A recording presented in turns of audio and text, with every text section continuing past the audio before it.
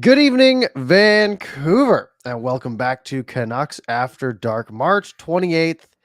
Maybe another one of those episodes where it feels like the end of the road, but who knows? We thought that last week. We've thought that a lot this year, and they've surprised us at times. But looking at the rest of the schedule, and this is something that we will go over soon. It's looking kind of rough. As always, joined by my co-host Canuck Clay. How are you doing today, Clay? I'm great, Parker. I really am. But is that why we had no music? Or are we just feeling down, or we're It's a changing little it up? somber. It's a little somber. Also, I didn't have time to test which song we'd want today. There's only 8 options, and we've gone Okay. through a few of them, and I've gone through all the ones that I like. So we're True. kind of True. running low a little bit. But we have 4 games to go over. I don't think we're going to Yeah. spend too much time on those. Okay. Maybe a little bit more time on the Dallas game because that was more of a fun experience. Yeah. And then we'll talk about the 14 games the Canucks have left because the Yeah. Canucks likely have to win 11 of them, And- um, Yeah. Yeah. which tall odds, especially, and we'll go through those teams as well. Oh. JT Miller contract numbers floating around for Elliot Friedman, Yep. Matthew Highmore injury, Aiden Ugh. McDonough stuff. 2 games this week to go over. A lot of stuff on the There's a lot. docket tonight. Clay, where do you want to start today? Do you want to hit the past? Well, yes. I'm a creature of habit, Parker, for better or for worse. Maybe it comes with my old man experience. So I think we go all the way back to the start of this road trip, and a road trip that started off really well, I think. It did, yeah, and it was a game that it felt like the Canucks were surrendering a bit from the start when they announced the starter for this game, Yaroslav Halak, and it was the Yaroslav Halak redemption game as the Yeah. Canucks go out and take down the Colorado Avalanche, the best team in the league basically right now, 3-1, in a pretty fun fashion as well. Yeah, I think people, and we even talked about it. We thought that it would be a split for sure. I remember you saying that. I remember me agreeing with you, which I usually do. But I don't know if we got too caught up into who gets what game. Do you go with the easier team, i.e., Minnesota, for the guaranteed win, which is actually, I guess, a bit of their strategy? Is it you don't want to sit Halak too long, whatever.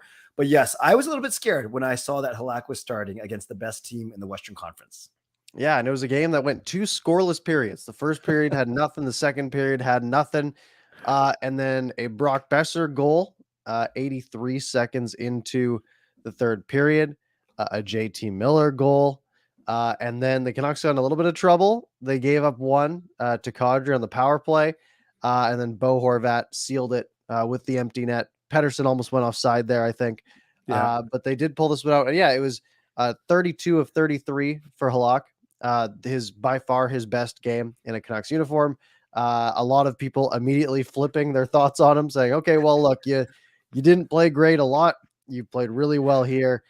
He got the belt. The Canucks survived the Colorado power play 1 for 5, while the Canucks only had the one power play that whole game. A lot went right for the Canucks, even if maybe they weren't necessarily the better team out there. You make a great point about the power play. Usually, we'd be freaking out if the Canucks allow one power play. Go, oh, they're not going to win because they have to go perfect. So it isn't funny perspective. We were happy that the Canucks only gave up one. They still went 4 for 5. It wasn't perfect. And then yeah, it's kind of weird how maybe it speaks to who dominated carried the game because we only got one power play opportunity. That generally means you're not controlling the play. That generally means you're chasing the puck as opposed to controlling it. So special teams, it could have been a lot worse. Let's put it that way. Yeah, and I like the sort of analytics side, the expected goals. Yeah, yeah. Um, the Canucks technically had the advantage, 3.5 to about 3.1, but that includes the Bo Horvat empty netter, which always was a big jump. So if we go just 5-on-5, actually don't do 5-on-5 because I guess there was a lot of power play time. 5-on-5, the Canucks were the better team by expected goals. Yeah. But you put all situations in those 5 power plays for Colorado, they get a goal there. But the Canucks do just sort of survive the onslaught, and Halak survives the onslaught. And it was a game that got the Canucks up to about 10% chance of making the playoffs after this game.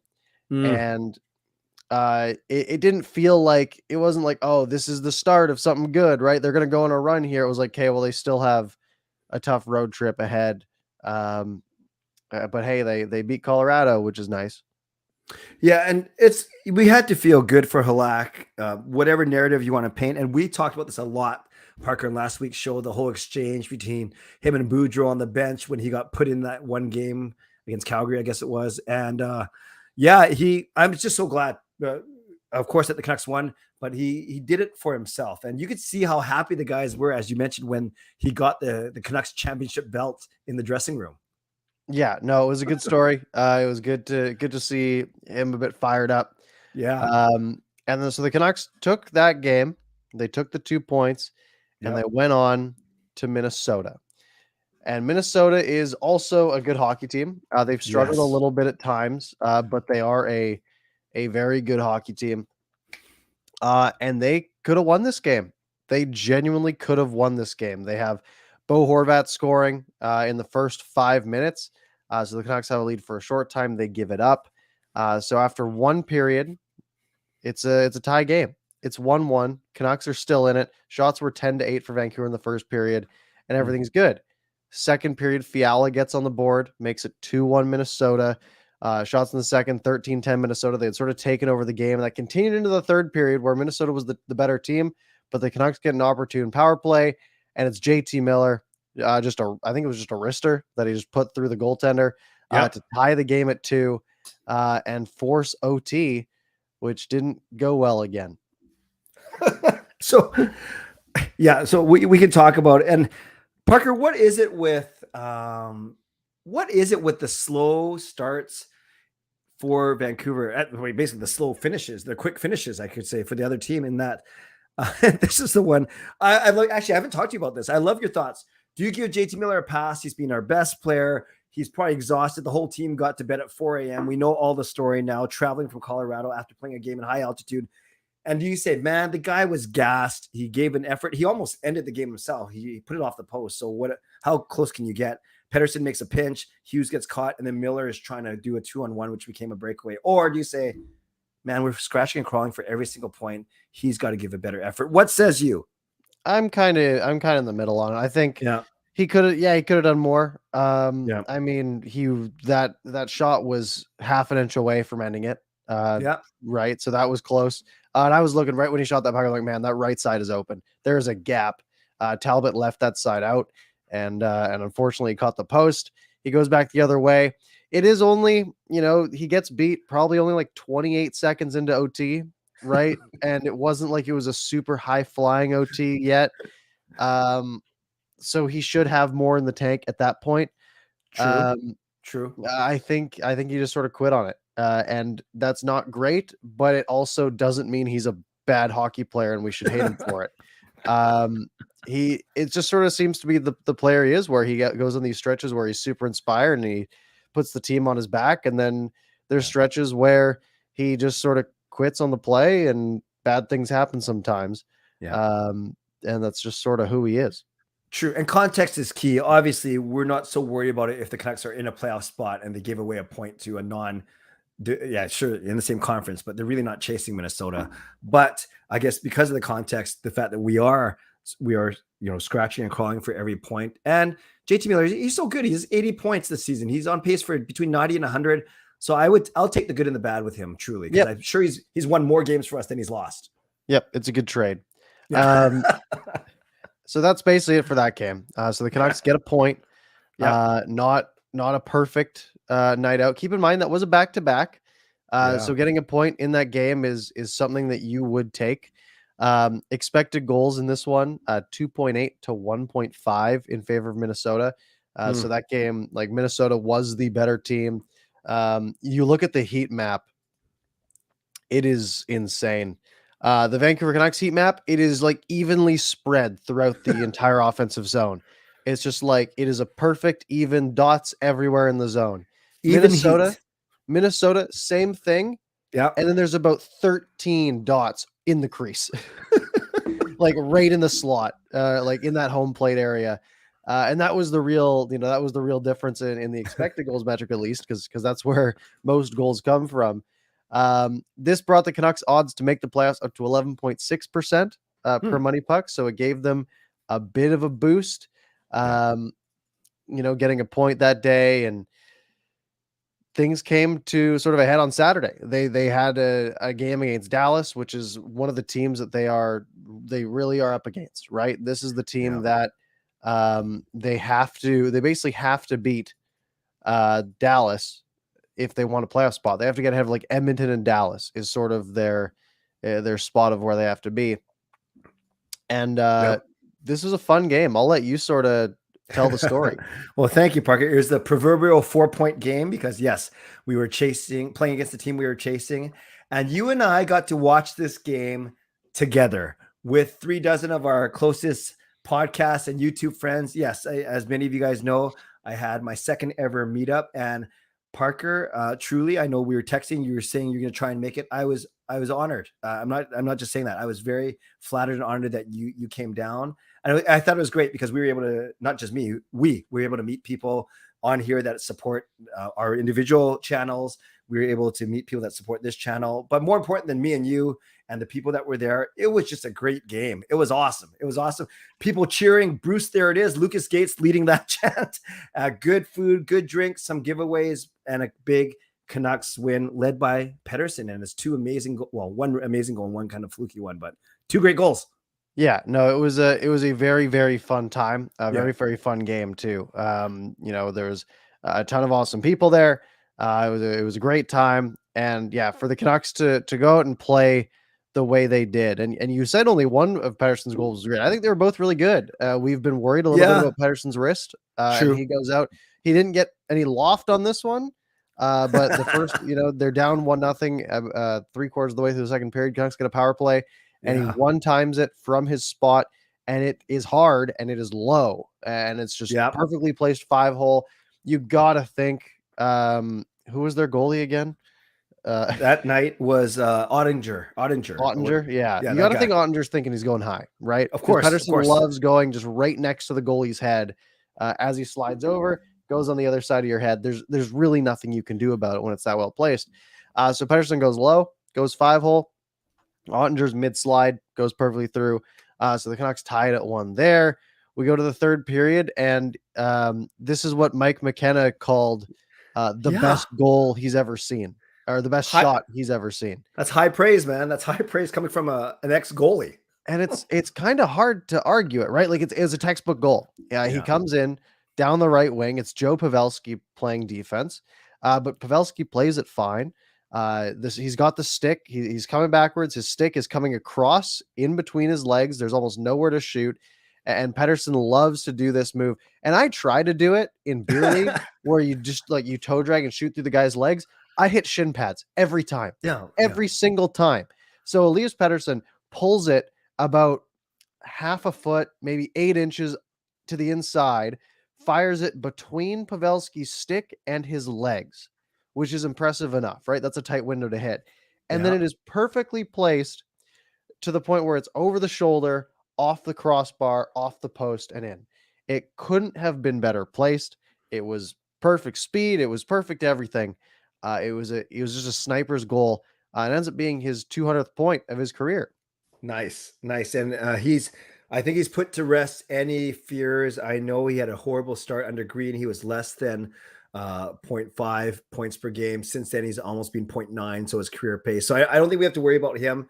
And before, I know we're going to talk about the sequence of all sequences in the third period, but it wasn't it weird too how the first Dallas goal scorer is also named Peterson. They call him Petey. I just Do they call him that? They do. I watched Rick Bonus and the Dallas post game because I love watching the post game of the other team when we beat them. Because I like to see if they give us credit. And Bonus did it, which you'd expect to do, but he called him Petey, and he was talking about how good Petey's game was. And it took me about a minute to figure out he was talking about their Petey and not ours. Fair enough. Yeah, then like you said, there was that sequence where Thatcher Demko just did Thatcher Demko things.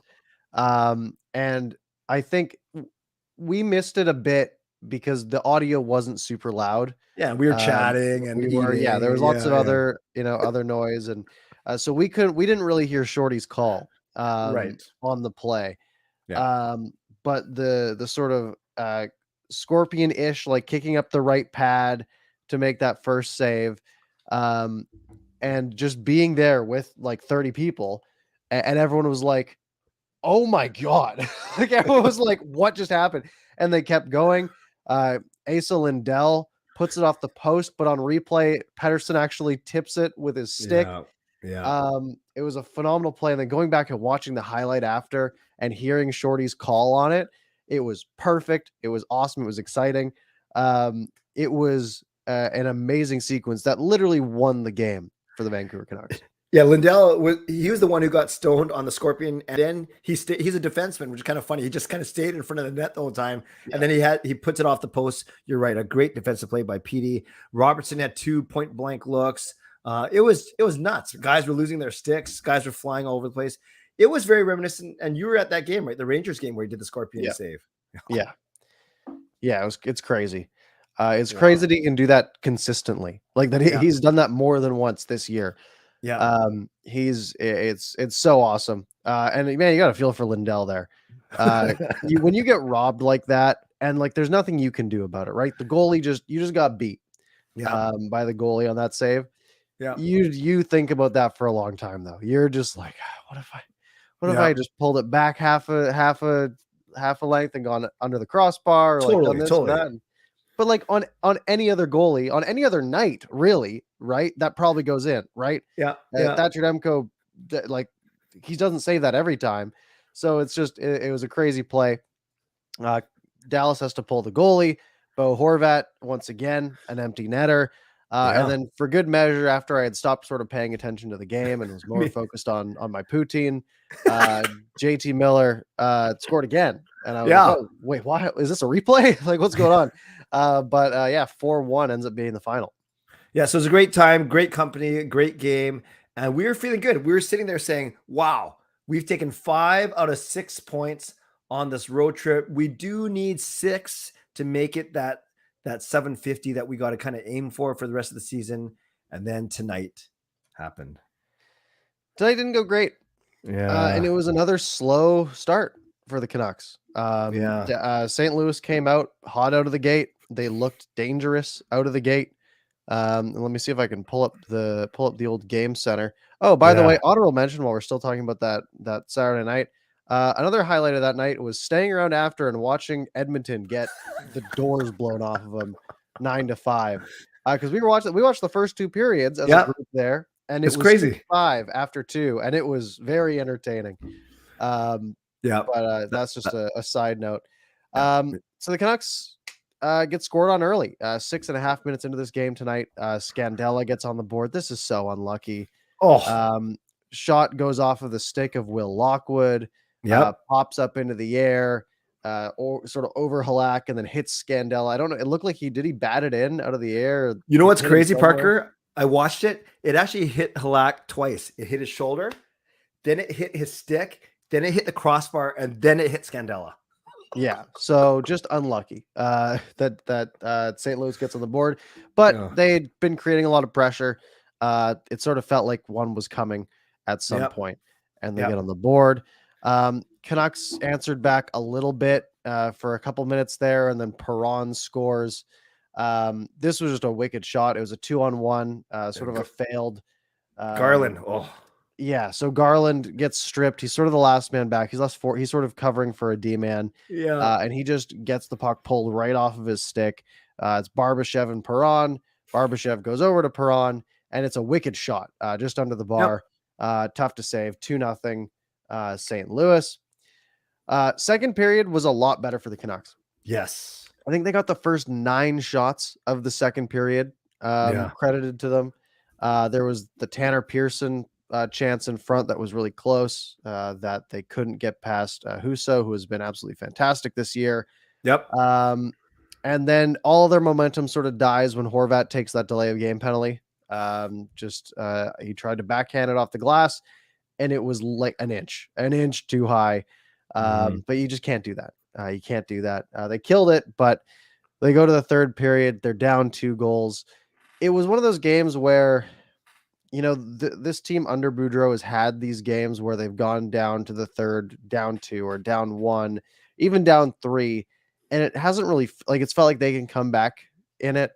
And with the way that second period was, there was a hint of that, but I Yeah. never really got the sense that they were going to be lighting the lamp really on Husso. That's a great point. I agree with you, Parker, because I think St. Louis, obviously they won the cup 3 years ago. They're not, say, the powerhouse that Colorado and Calgary have proved to be, but they are a solid team. And you know that Husso looked really good. We hadn't beaten him in 2 periods. And St. Louis, they're not the fastest team, but I noticed they're big. They got some big boys on the blue line. They got some beef up front. Even Tarasenko, I never appreciated how big he was until tonight. Guys were trying to get him off the puck and everything. So I just thought St. Louis, they're pretty structured team. They're pretty solid. And I agree with you. This, unlike the Dallas game where we were going into the third behind, but we still thought, maybe because we were all together, we thought they'd win. This one, I would agree with you. It was going to be tough. And then they let in that early third period goal that really basically said to us, this isn't happening tonight. Yeah, and it just didn't feel like it, right? It didn't feel like the Canucks were all that close to getting through very often. Surprising stat in this game. Actually, we'll get over sort of the rest of the game first. There it is. So Tarasenko scores early in the third. This again, unlucky. It's a sort of a shot that's going to go wide. Halak just hits his stick and then pops back to Tarasenko, who scores.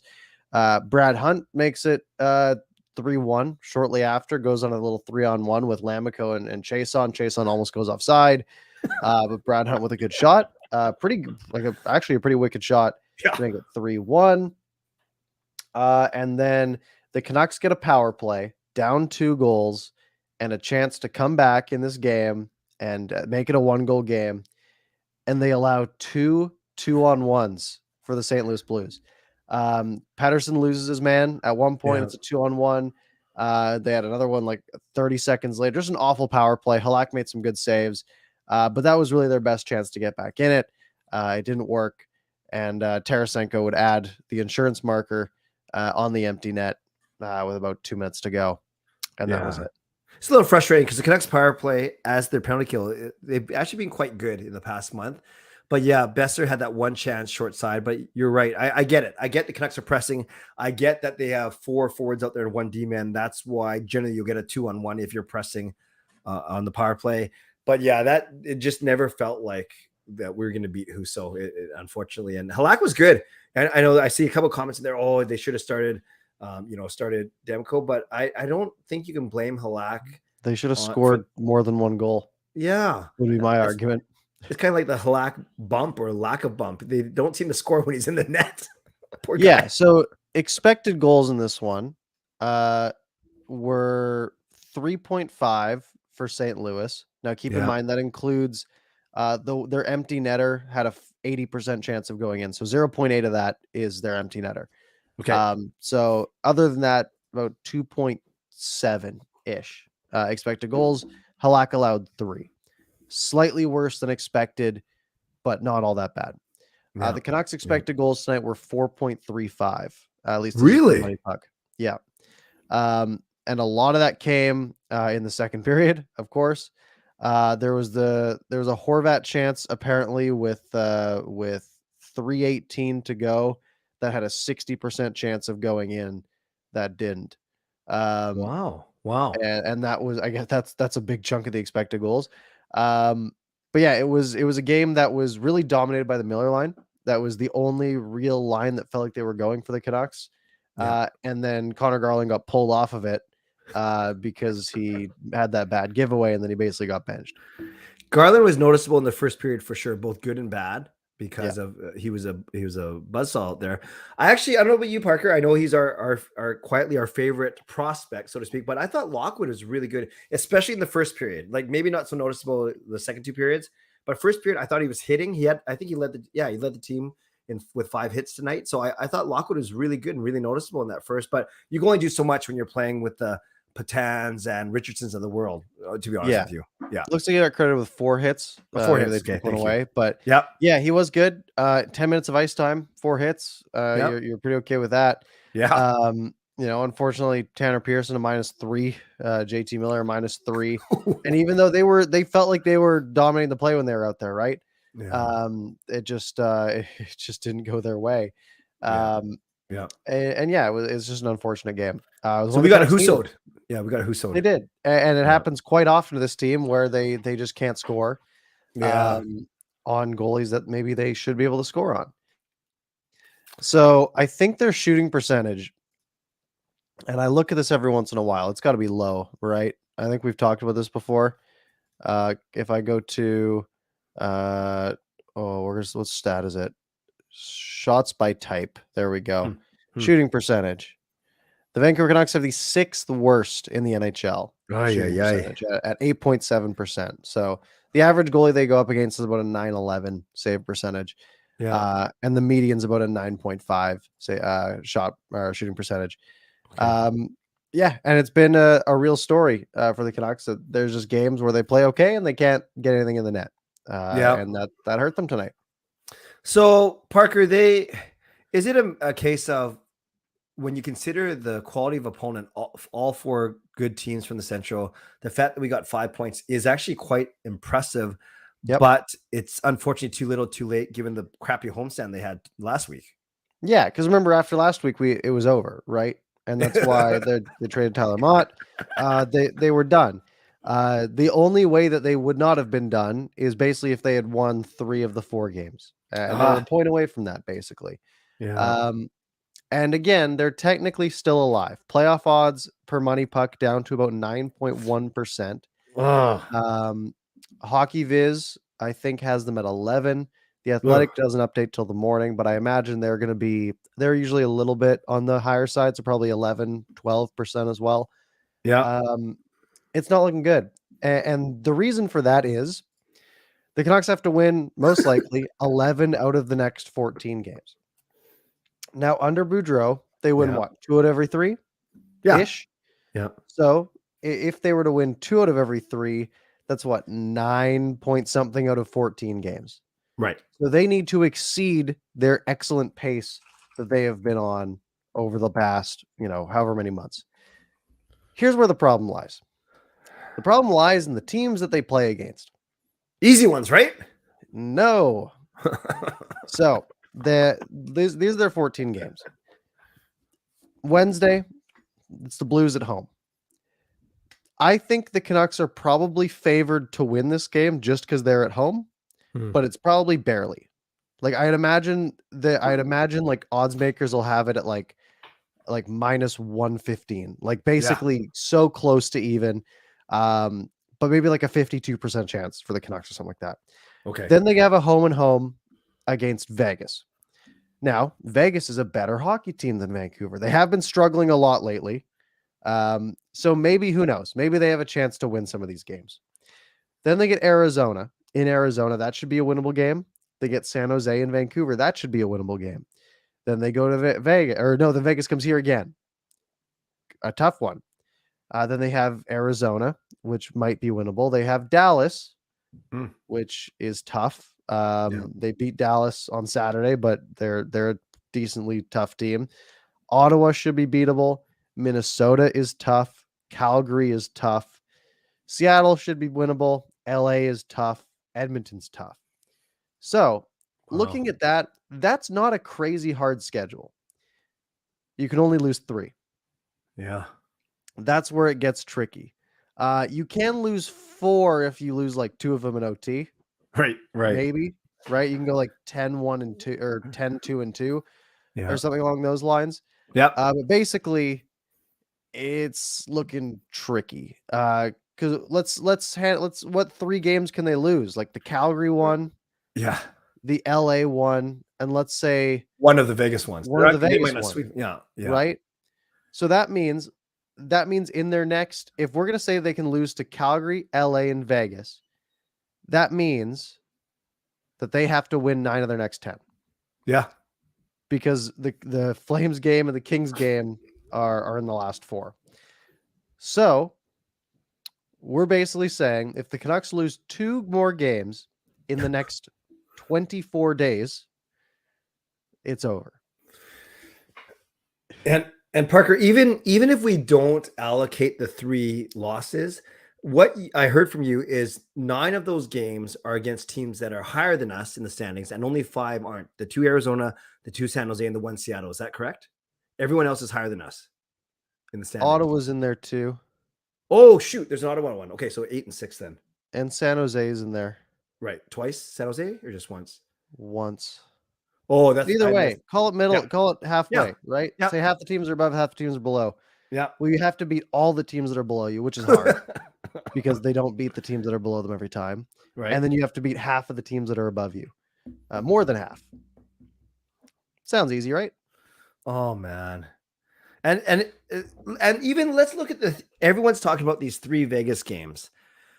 Realistically, Parker, I don't think Vegas is going to win all 3, but I don't think Vancouver is going to win all 3. If Vancouver wins 2 of the 3, you're only swinging 2 points and you're burning 3 games. It's not like you're gaining 6 points, right? So we have to be realistic here. Yeah. Right. Now, the thing is, you keep in mind, Vegas is only 3 points ahead of the Canucks. Yeah. Right. Yeah. So in theory, you do that, you're 1 point back. But again, that's so far down the line that it's hard to really envision. Basically, the Canucks, the way the Canucks make the playoffs is they pass either Vegas and Edmonton. Yep. Or Vegas and LA, which sounds harder, but I mean, they all almost the same amount of points as Edmonton. Or they have to pass Vegas and Dallas and Nashville.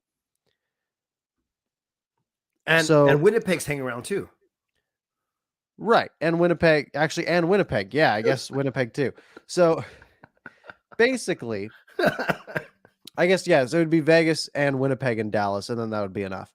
But basically, the Canucks are just, they need basically Edmonton to completely fall apart. They won 6-1 tonight, by the way. And they need Vegas to continue to fall apart more. But yeah, the Canucks have won 3 of their last 10. That's sort of the story. And that's why they're in the position they're in. If they had kept up, they're winning 2 out of every 3. And let's say they had won 6 of their last 10, right? Then maybe they'd have 3 to 6 more points because they had 3 OTLs. Let's say they had 5 more points. Well, they'd be they wouldn't be in a playoff spot, but they would be 1 point out, right? Yes. And they're not because they fell apart a couple weeks ago. It's so frustrating. We can't. I get the theory that every game is worth the same amount of points in the standings, 2 or 3 if it gets extra time. I get that. But you look at how do we not score in Detroit when everyone else scores 10 on them? That's one thing. 11 even. Yeah, I saw a stat. Detroit has now allowed on separate occasions this year exactly 0, 1, 2, 3, 4, 5, 6, 7, 8, 9, 10, and 11 goals against in a game. Which is the craziest stat. A very impressive stat. Yeah. But yeah, they are allowing a lot of goals. Yeah. They've allowed 253 goals this year, which is the most in the NHL. And the Canucks just couldn't do anything about it. By the way, Parker, speaking of Detroit, what's one stat that the Canucks were leading the league in all season, almost record pace, and they actually leapfrog ahead of Detroit? Guess what stat that is? Yeah, that it would be penalty kill percentage. They were in the 60s all year. They've broken through some great PK over the last 2 weeks, really. Amazing, yeah. And are up to 72.8%, while Detroit has 72.4%. Now, keep in mind, Detroit has allowed 60 more goals this season than the Canucks. So, because they are that bad defensively, and their penalty kills are still that similar. That's really bad. That's bad. It is really bad. But hey, the Canucks aren't worst anymore, which is nice. That'll be an interesting race to watch down the wire. All right. So do you want to, we have a bunch of other stuff to talk about. Yeah, I mean, let's do a quick preview of these 2 games coming up because there's only 2 games this week. The Blues. Yeah. What do you know about the St. Louis Blues, the team that we literally just saw them lose to today?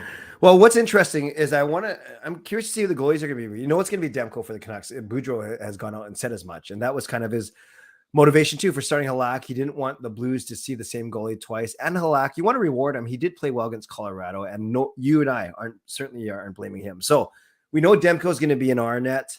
The question is, I wonder who, because we do really well against Binnington. yes, it's a travel day, but if St. Louis travels tomorrow, or I don't know when they'll travel, I don't know if they travel tonight, so they get a day in here. Maybe they go Husso to start and to make, because he's kind of in the Canucks' head. I don't know. What do you think? Yeah, well, they basically split Binnington and Husso this year. Oh, okay. I think they both have, and I can't pull it up because the NHL's website isn't that great. But I think if I remember correctly, I think Binnington's played like 30 and Husso's played like 28. Okay.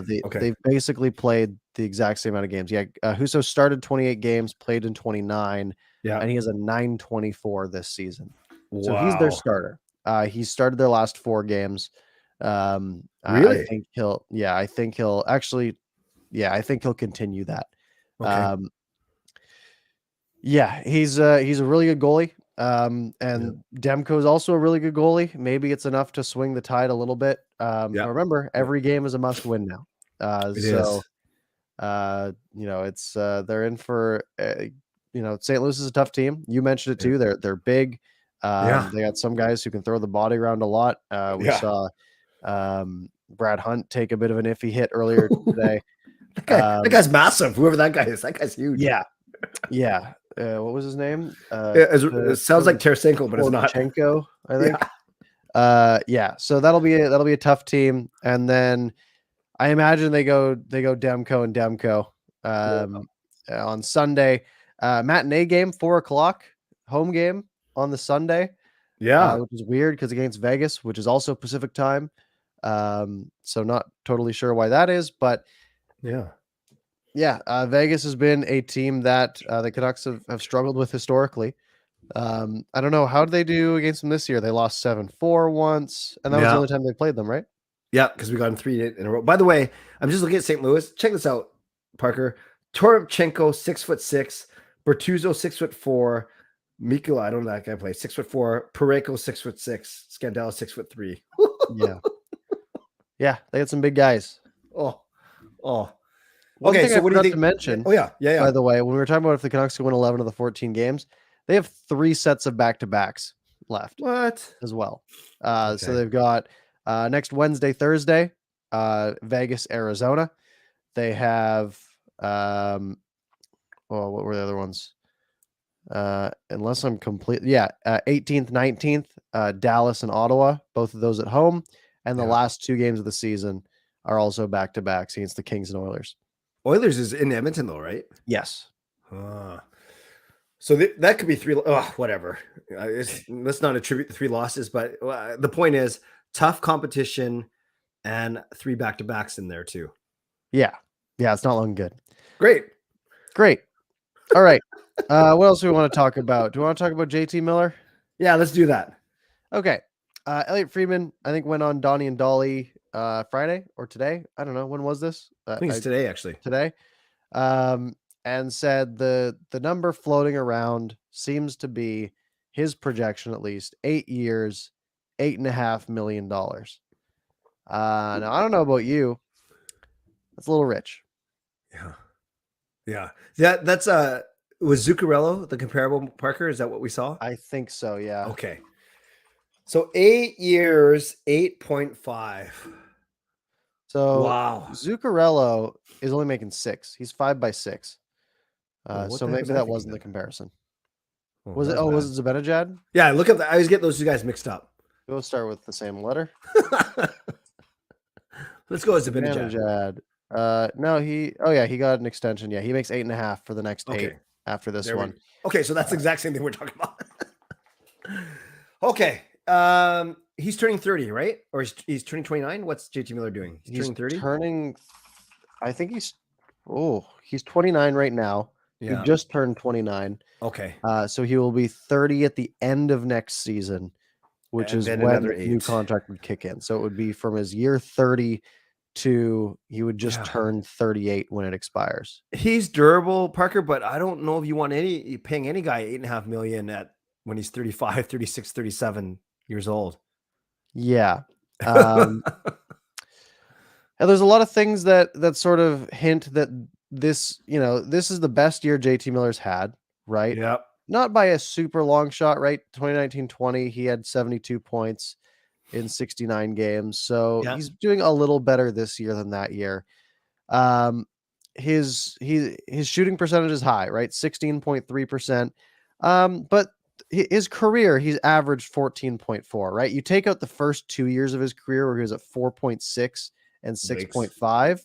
Yeah. He's been, he's been in the sort of 16, 14 range his entire career. His I'm gonna pull up hockey reference here because they give some good stats. Hockey reference. So one thing I've heard about is on ice shooting percentage, and I'll see if I can find that here. Hmm. Possession metrics, on ice shooting percentage. So when JT Miller's on the ice, the Canucks score on 12.6% of their shots, which is a little high. Keep in mind the Mhm. Canucks as a team, remember we just talked about this. What was their Yeah. shooting percentage? Like 9, 8? 8.5 Yeah. or something. So it's a little bit inflated. And again, that Yeah. could be good chance creation and all that stuff. But it does sort of speak to they could inflate your stats a little bit. Yeah. But overall, he's a really good hockey player. Is he gonna be good for 8 years? Probably not. Most Yeah. people aren't. Most people aren't Joe Pavelski. Yeah. Um, so it's risky, and it's a team. It's something a team that is contending right now is probably willing to take on. Right, you're willing to pay for that long term to get him now. I just don't think the Canucks are in that boat. Yeah. It's funny. I was giggling inside when you said on ice shooting percentage. I get that it means when he's on the ice, but I was thinking for anyone on the ice, like where else would your shooting percentage be from? Like off the bench shooting percentage, whatever. But okay, so I get that. You can try and go 6 years, but then of course now you're looking at 9 million, right? Or nine and a quarter, or something higher than 8.5 Yeah, if you yeah, shorten the the price tier. goes up for sure. Oh, wow. What a pickle. Yeah, yeah, it is a tricky spot for the Canucks to be in. Now, Yeah. remember, they didn't trade him at the deadline because they Okay. had time. And they do have time. They don't have to extend him this offseason, but Yeah. they have to make a decision by the trade deadline next year, right? They have basically a year. So do you want to ride with JT Miller into next season Yeah. and see how it goes? Yeah. You run the risk that my fear there is that the Canucks are like fifth in the Western Conference at the trade deadline, like second or third in the division, barely. And they say, well, we can't trade him. And then they lose him for nothing, or they Right. sign him to a crazy amount of money. So for me, I feel like the decision sort of has to be made in the offseason, right? Yeah. I feel like you have to make that call and say, okay, are we making that move? If yes, that like if we're trading him, we can get a lot for him, right? Mm. Multiple firsts, probably some good prospects, things along those lines. Um, or you're shelling out, $68 million to JT Miller. And can you highlight Jack's comment, please? This last one that starts a crazy hot take, because Jack's not wrong in about Horvat Miller, because we've talked about that, about all three of Besser, Horvat, and Miller. And if we're talking extensions, 8.5, and then Horvat's going to want 7, and then Besser is going to at least 7.5. You can't. We talked about this. You can't pay those guys. You can't have 24 million locked up in those three guys. You can't. You can't. Yeah. Yeah, it's too So much.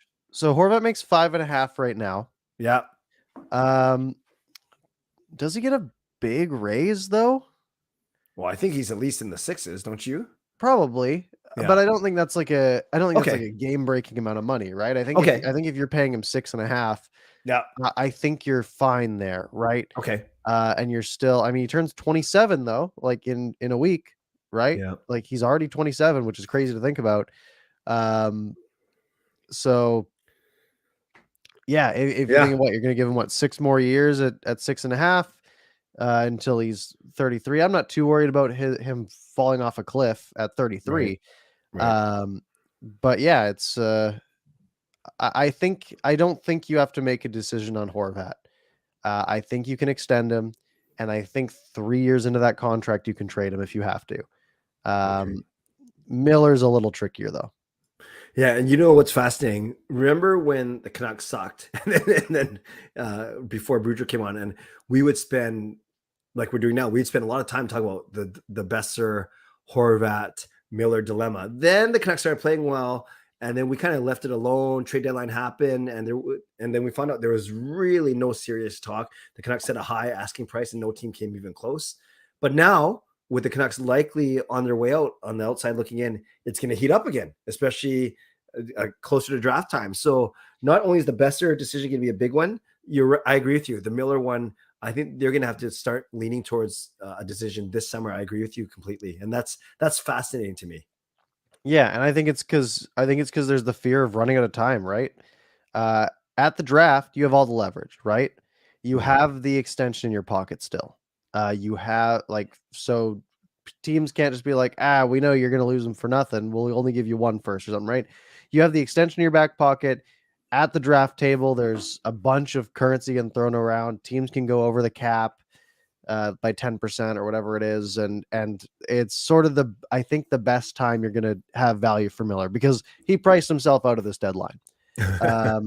Right? Teams aren't able to spend that much capital at a trade deadline. So to me, it makes the most sense that we could be watching the last 14 games of JT Miller in Vancouver, because he should go get paid, right? Yeah. Like I got nothing against him asking for $8.5 million. If you want $10 million, go get it, right? Like that's your job. Go try to screw another team over, get them to pay you $11 million. That would be great. I think I'm turning into a robot on the stream. So as long as you can you hear me okay still? Fine. Okay, that's good. No one wants to look at what I look like anyway. So, okay. So how do you, before we get to the next topic, then how do we get, well, I guess this is how we do it, because instead of tinkering around the edges and making small changes, would be a fundamental change to make a big decision, a big move on either Besser and or Miller this offseason. Yeah. It's a change that makes the team worse. Yeah. Which is a problem, because this might be a playoff team, right? We talked about this before the season, and we thought that they were a playoff team with this roster. The roster hasn't changed. The coach changed, and things got a lot better. And they looked like the team we expected them to be from opening night. So you can look at that and say, okay, well, maybe they are a middle, like a 4, 5, 6 seed in a conference, right? Maybe they are a 2 or 3 spot in a division worthy, like sort of the LA Kings were this year. But everyone's a year older. That JT Miller, are you really going to keep him and, for that one run that, it's tricky, right? Do you trade JT Miller and then try to flip the assets you get for another player that can fill that role? Yeah, it's a really, really not easy scenario, because you're trading away your best player from this year, right? Yeah. Maybe second, maybe third best, but from this year, I'd say he's your best player. And you either have to fill that hole with one player, or you have to fill it by committee. And that is a big ask for, I don't need, like, who are you gonna bring up, right? Yeah. Will Lockwood's not taking that spot, right? Nick Patan isn't taking that spot. So you'd have to go out and do something in free agency and then spend the money that you just avoid. But it's a really tricky scenario, and it's impossible to trade JT Miller without taking a step back, unless you are somehow able to turn those assets into like a top 3 pick and a player that'll make an impact day one. But that's unlikely, right? Yep. Yeah. So it's a real balancing act, and they sort of have to make the decision this offseason. Like, are we going to commit to, sort of being good in 2 to 3 years instead of trying to be good this year? And it's sort of the long-term versus the short-term play. Yep. And do you think the new management, you just looking at who's there, you think they might be, and because it's a fresh start, they might be more patient, more apt to tear things down than Benning was? Obviously, Benning felt the pressure to win now, and that's why he made certain trades, i.e. Ekman, Larson, and Garland, so on and so forth. Yeah, I get that vibe. Yeah. The only thing that worries me is the age of Jim Rutherford, right? Yeah. He's what, 77, something like that. Like that sort of clicks in my head. Like, man, if I was 77, like, you think like Pete Carroll on the Seahawks and this whole like quarterback conversation. It's like, oh, are they going to draft somebody? Or are they going to just tank this year? It's like, I don't think Pete wants to tank. Like, he looks old. Like he's way up there. And I'm worried that Jim Rutherford might be in a similar boat. Yeah. And I sort of think about Boudreaux as well, right? Boudreaux's up there. Yep. You know, he's signed for next year on what seems to be a team option, but I have no doubt Right. they'll bring him back. Yeah. Yeah. We made Rutherford too old, by the way. He's only 73. We gave him 4 extra years. Oh, well, then he's good for a 4-year rebuild. Let's go. Yeah, it's there's so many things to sort of balance. But if they have a replacement in mind, you know, if they can trade JT Miller for like 2 first-round picks and like 2 top-tier prospects, and then make a trade like the one they made for JT Miller, where they trade 1 first-round pick and get a JT Miller caliber player, that's sort of what they have to do. They sort of have to moneyball it a little bit and Yep. and pull something crazy off. You know, with Rutherford being 73 years old and Boudreaux being 67, average age is 70 or combined age of 140. I wonder if that's the oldest president coach combo. Yeah. Gotta be. At least Alvin's young and all the AGMs are young, Granado and Castonguay and Clancy. But yeah, there's not a lot of hair there. Not that I should talk, but you know what I'm saying. Yeah. All right. So that we have some other topics to touch on quickly. Yeah. We have Linus Karlsson setting the Swedish League rookie goal scoring record, stealing Elias Pettersson's record with 25 goals. He is, I think, 3 or 4 years older than Pettersson was at the time. I think 3 years older than Pettersson wasn't he? But hey, this is the guy that we got for Dahlin, right? Yeah. Yep. So this is basically Alex Burrows now. Right, because Burrows got traded for Dahlin, and Dahlin got traded for Karlsson. Wow. Yeah. So I kind of forgot about him. Yeah, he's 22. Yeah. And he sort of broke out this year, right? Like last year, he played in the last couple of years. He's played in the sort of second tier league. And Elite Prospects is now broken, so I can't. There we go. So in 2019-20, he had 40 points in 48 games in the second tier league. And then last year he had 51 points, 52 games in the second tier league. So a point per game player in the second tier league, it's not great. But when you make that jump to the Swedish league, and now he has 26 goals, 20 assists for 46 points in 52 games as a 22-year-old in that league. He is second on his team in points behind Jonathan Johnson, which is a name. Double J. And he's Swedish. You'd think that's the most American name of all time. He has double the points of teammate Jace Howerluck. That guy. Who he plays on the same team as, apparently. So yeah, he is he's looking like a decent player and someone who, you know, will hopefully slot into the American League next year. And could maybe be a depth piece down the line. It must be Jonathan Johnson then. But anyway, Scout, thank you for the $3 donation. We appreciate you very much. And we will make sure that your question is the first one we get to once we get to our Q&A. But I don't want to wreck the flow of what we're talking about, but we'll get back to you for sure. We'll work it down 10:53 p.m. He sent a sticker, and all it says on here is super sticker. Yeah, but then he asked a question right after, so I thought maybe. Oh, did he? Yeah. We'll get to it. We'll get to that shortly. I started. Okay, awesome. Other quick topics. Aiden McDonough returns to Northeastern. He scored a big goal for them to force overtime in their playoff game. Then they lost. And he had the talk with Canucks management and decided that he's going to go back. Now, when you go back for your senior year, after you complete it, the team loses your rights July 1st, right? I think it's July 1st or around there. Actually, I looked at August 15th. August 15th. Okay. Yeah. So basically his rights expire August 15th of 2023. Correct. So if he wants to, he can play all of next year, which he's going to in college. And then he'll probably be done his season in late March, early April, like this year. And then there's basically a 4-month window where the Canucks have his rights, where they can either sign him or lose him for nothing, or try to trade his rights for a late pick. We've seen it happen before, right? Jimmy Vesey is a good example. He was sort of a marquee example, and he didn't turn out to be that great anyways. Yeah. Um, I think McDonough was what, a 7th round pick for the Canucks. Yeah, he was late. He's late, but he's Yeah, been seventh growing his round game. pick who sort of exploded out of there. So he was out of the USHL in his draft year, had 42 points, 50 games, left winger. Then he went to Northeastern, and he's had 3 really good years on that team. Not really an explosion in points, right? First year, 27 points in 31 games. Second year, 20 and 21.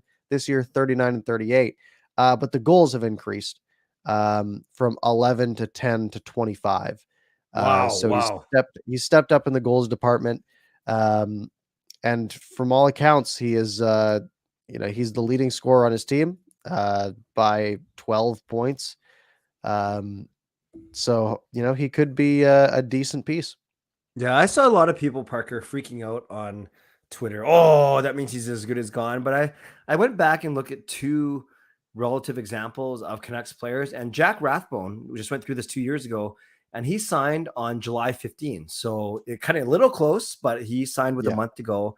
And Will Lockwood, I looked up, he signed in March of his year. So uh, I can't actually remember of a high profile college signing that the Canucks have lost, because they did Besser, they did Gaudette, they did Stetcher, they did all different scenarios, but they did Hughes, obviously, they did and Rathbone and Lockwood. So I don't know what everyone's freaking out about, to be honest with you. Yeah, and he was a 7th round pick. Yeah, Last pick in the draft. That's one of those scenarios where he wasn't sort of like a marquee name, sure. and I think that helps, right? It keeps there's sort of some loyalty there of like, hey, they're the team that picked me. Yeah, Um, he's not Adam eh, Fox, is what you're saying. right, yeah. He was picked 20 picks before Arvid Kostamar, who's a Canucks prospect Yeah, as yeah. well. I'm just looking at this draft class. Niels Höglander has the 4th most games played out of anyone in this draft class. As a second 2019. rounder. Wow. Yeah, as the what was he, 40th overall? Yeah, yeah, So that's yeah, I good. think they'll sign him. From all accounts, it sounds like he'll join up, but basically means that his contract won't start till next year. Although I Mhm. think it's probably only a 2-year at that point. I don't know how it works.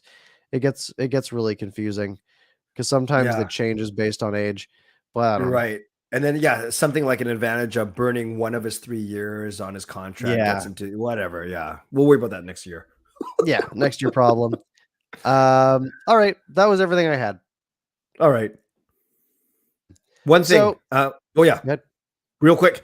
Edmund's saying, is Huglander still injured? Yes, Huglander, Dickinson, and Highmore all injured, all top 12 guys. So that's why we see Patan, Chason, and take your pick between Richardson and whoever as extra forwards right now that are playing in our bottom 6. Oh, Lockwood, I guess. That's why we have Lockwood. Lockwood, Yeah, Patan, and Chason in, as opposed to Dickinson, Highmore, and Huglander. Too bad. yeah. Tough time. Unfortunate. Yeah. All right, let's take some cues, some questions. Go back to We'll start with scouts. Yeah. Scout. Do you guys think we can ship out one of Myers or Larson with Garland for draft picks? This is what we did last summer. So your thought is Garland has positive value. Myers and Larson likely don't, although we did hear maybe Myers actually does. And if Hmm. Travis Hamonic can have value, maybe anyone can. Um, so yeah, it's definitely possible. I think Garland's in the doghouse at least tonight, and he's definitely struggled this year. It's weird because you watch him play and you don't think he would have, but he just isn't producing, which is unfortunate.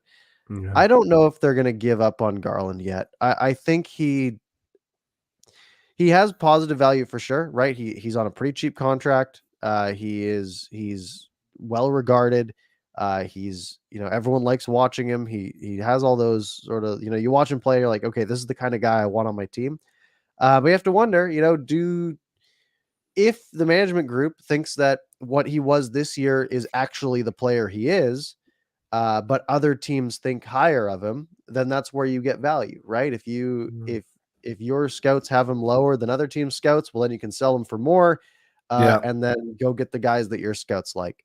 Um, so they could do something like that. I don't. That OEL contract's going to be tough to get Yeah. rid of. Although I say that, but I bet there's a couple GMs who probably like, oh, big D man leader, intangibles. I want that guy, and they Yep. probably could get something for Larson, or at least get rid of him for nothing. If they can pull something like that off, I think you do that in a heartbeat.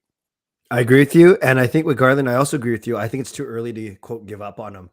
This is year 1 of 5, right? His 5-year Yep. contract. Yeah. No, I see.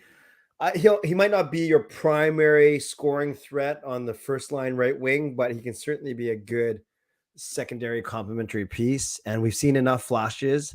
So yeah, I'm with you. I don't think you pull the trigger on a Garland trade just yet. I am in a similar boat. Yeah. Unless you get a lot for him, Yep. then Yep. sure. Let's see here. What else? I like Kai's question from 1059. Thoughts on the 40-53-6 line? They have played decent, but for me, this isn't the most effective way to use PD. Bo's sort of a puck dominant player. So, you know what's interesting, Parker, is I was talking to my brother Jason at my meetup on Saturday, and he's not as vocal or as outspoken as I am, but he certainly studies the game. He understands the game, and he reads and watches a lot of stuff. He told me something that I paid attention to tonight, and I would agree with him. He told me that Horvat, in his eyes, how did he say it? He doesn't process the game super well. He's not at all saying he's not good or not smart or whatever. But I watched him tonight, and there are 2 times, maybe one of them was actually that 60% one you're talking about, where I think that he could have made a better play on the power play, and he just shot from the bumper where I didn't think he had a really good chance. So I do see what Kai's saying is Horvat, a lot of centers, they're the playmaker, but Horvat likes to shoot. He loves to shoot, and a lot of times plays start and end on his stick. So I don't want to make this a big deal, but it was just an interesting comment my brother made, and I saw some of it tonight. I'm not sure what you think about that. Yeah, I think it's fair. I think Bo sort of, he's always been called a bull, and I think he sort of embodies that a little bit, where he sort of head down, goes and gets the puck and makes the play. And I think it's fair. I think he has the tools that are maybe a little bit better than his hockey IQ. But I don't think he's like a below average or like much below average. I think he's probably like not the best in that regard, but I don't think he's terrible. Yep. But yeah, I think that is fair. I do sort of agree. I think at least with Kai, I think Pettersson, I want to see him out there with, Miller and Besser is sort of like what I want to see. Yeah. The problem is that I don't know. There's so many different combinations, and they all work sometimes, and sometimes they don't. There's no real rhyme or reason to it. And if they had won this game, we would all be saying, "Man, that line looked good," or because the Miller line looked good, right? They were dominant, especially second period. JT Miller's line was dominating the play. You put Pettersson with him, maybe something changes, maybe something doesn't. Chemistry is a weird thing, and momentum is a weird thing. Yep. And with the injuries that we talked about, with Noah Höglander and Dickinson especially, if you want to put all 3 down the middle, Miller, PD, and Horvat, that means someone's playing with 2 not so great wingers. And you simply can't. You have to. The way this team is structured right now with injuries, you have to load up the top 6, and that means that one guy is playing in the on the wing when he's naturally a center, or that's what happens when you put Miller in the middle, basically. Yeah. Yep. Sharms asks thoughts on Dermott. We've had a week of Travis Dermott, a few games. What have you seen so far? I think he's been fine. You don't want to be too noticeable when you're a third pairing D-man. I do like his versatility. I've seen him and Hunt actually switch places on the fly, depending. Well, every defense pair does that, but Dermott can play on the right side. He did a lot of that tonight. He's a good skater. We saw that. I think he's been fine. He hasn't been amazing. He was on the ice for a couple of the goals tonight, but he certainly hasn't hurt the team. And I think when you look at the big picture, I think that was a good swap, more or less, for Hamonic. How about you? Yeah, I agree. I think he's been fine. I think he skates pretty well. I think being a D-man is probably one of the harder things to slot into on a new team, at least systemically. And you're working with a new partner. Defensive partner chemistry is really important. And again, even in like a beer league, you play with the same guy a lot, and you just start knowing where they are, and there's only 2 of you, so you sort of figure out the scenarios of like, oh, we have a 3-on-2. I'm gonna do this because I know he's gonna do that, and you sort of just know what each other are gonna do. He hasn't had that time yet. And he hasn't really had, who knows who he's going to end up playing with, but I think being a D man, it really helps to build up chemistry and learn. He's got to learn sort of the system and what what Boudreaux wants him to do, and Yeah. I think he's been totally fine so far, and I'm really not too concerned. Yep. I agree with you. I agree with you. All right. Um, Alex Fierro, how do you like Lockwood's play so far? Is it possible to keep him in the lineup over Chase Song? Well, it's definitely possible. And I think if they lose more games, that's probably what happens. Yeah. Although he's called up on an emergency basis right now, right? So I think if Mm. someone comes back, he probably has to get sent down legally per the NHL. Um, so maybe it's not possible to keep him up if no one's hurt. But I thought he seems like he's been a bit of a at least today there was the one play where he sort of got caught with his head down and took a Mm. pretty big hit. Yeah. And I think I think he's probably just a little bit excited, a little bit overeager, which is fine. That's fine as long as you don't get yourself hurt. Yeah. Um, I think he played okay. Yeah, it's unfortunate that the first goal went off of his stick. It's not his fault. It's just a weird play. He was trying to do the right thing and block a shot. But yeah, I think his ice time went. I think we were talking about this, right? He had 8 minutes on Saturday. He had just under 11 today, so slowly going up. And I thought he was effective, especially in the first period. I think that's fair. Yeah, Um, Edmund asks, "Do you think that Alvin may try to move Dickinson?" I'm sure he will. I'm not yeah, sure he'll be able to. yeah. That's a tough one. Yeah, That's a tough. We haven't seen any good thing about him. Like I'm sure he's a good guy, but we haven't seen it on the ice just yet. yeah, really hasn't worked out. But yeah, Yeah, if they can get anything for it, or for him, I think you just take it. You get out of that contract, and you try to pay someone. We've been saying you don't want to be paying anyone $3 million in your bottom six, really, because that's sort of where. And you much rather have Tyler Mott for that money than you would have yes, Jason Dickinson. Um, so I think if they're able to pull out anything for Dickinson, I think they do. I just am not sure. I'm sure he probably still has a bit of that luster to him from the previous or from his time in Dallas potentially. yep, Um, but yeah, it's probably wearing off a little bit. yep. That's fair. I agree with you. All right. Any other ones you want to take here? Da-da, da-da, da-da. Let's go RP88. Who do you think would be the next call up from Abby?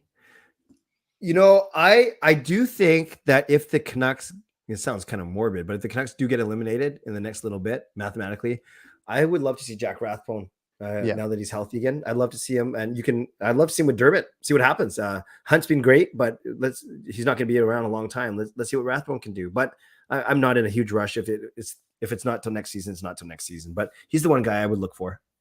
Yep, I'm in the same boat. Again, it's Yeah. it's a little tricky because of the whole emergency call up scenario. Because I think after the trade deadline, you only get 4 call ups legally, Yeah. Oh, um, okay. unless you have a bunch of people injured. Then you can call them up on an emergency basis, and then those don't count. So Right. it's kind of where the Canucks are, I think. Okay. That makes sense. All right, do we want to wrap up? Sure. All right. Thank you guys very much for joining. We'll be back next Monday. If you missed any part of the show, you can rewind back to the beginning, or you can find it on your favorite podcast platform in a matter of about 15 minutes or so. So go do that. Even if you already watched all of it, just put it on in the background because it helps us out. Clay, any parting words for this evening? Yeah, I'm not. I'm realistic, but I'm not too down. The Canucks played well on this road trip. They really did. So, and they got 5 out of 8 points. I've said it a couple times, but you can't fault them for their effort. You can't fault them for being gamers, but you also can't fault them. Well, I guess you sort of can for being so far behind in the first 3 months that it's really going to take a miracle. I believe in miracles, but I'm not sure if I'm going to believe in this one because we laid it out pretty good. So let's see what happens. St. Louis again, and then Vegas. Only a very light week, so we only have 2 games to talk about next week. But that's pretty easy. I'm saying they're going 1-0-1. How about you? 2-0. I want the hope.